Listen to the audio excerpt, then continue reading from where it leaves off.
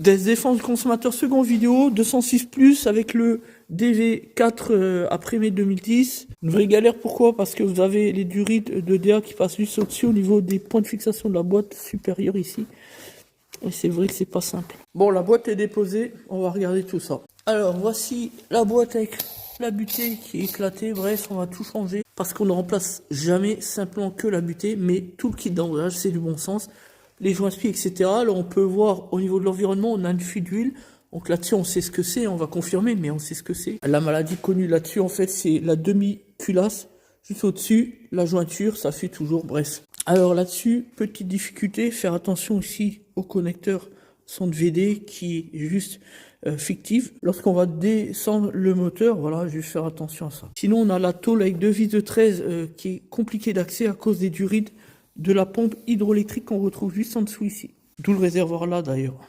Ici le mécanisme d'embrayage. Là ici, au niveau de l'expertise, on voit bien les traces d'huile qui descendent le long du volant moteur et par le dessous. Voilà, l'origine c'est un peu plus haut qu'ici, puisque au-dessus on va avoir la culasse et encore un peu plus haut, donc la demi-culasse. Ici on n'a pas les sélecteurs comme on a l'habitude de rencontrer sur les véhicules plus récents, mais les simples fourchettes qui sont encryptables sur des rotules. Pour ceux qui ne savent pas, voilà la fameuse pompe hydro et électrique, les deux éléments, voilà.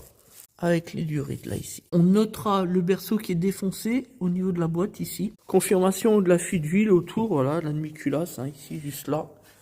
Ça c'est connu. Et surtout évidemment du bricolage, parce que là on a la durite carburant en fait qui tient même plus, il n'y a plus de clips comme ici. Du coup la durite elle tient même pas. Ça m'étonne que le client n'ait encore pas tombé en panne de carburant, tout simplement. Et oui. Si la durite se débranche, on va donc faire entrer de l'air dans le circuit de carburant et là, à ce moment-là, forcément, le moteur va caler.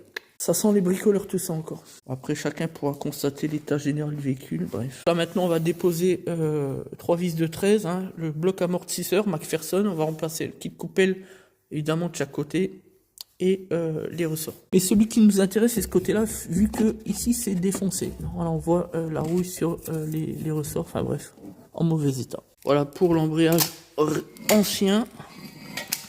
Pour le ressort, bon, je crois que la messe est dite.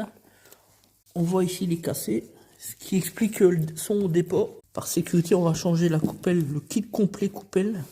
Sécurise différents points. Vérifie qu'on est bien dans les gorges, parce que là, ça peut être dangereux. Et on y va tout doucement. Voilà, du beau spectacle en perspective. Passe à la brosse et au jet. La butée roulement qui est éclatée. Et les pièces neuves ici. Voilà, pour le premier côté, comme ceci. Environnement nickel. On passe à la boîte. Puis on va appeler le client pour lui expliquer qu'il faut faire la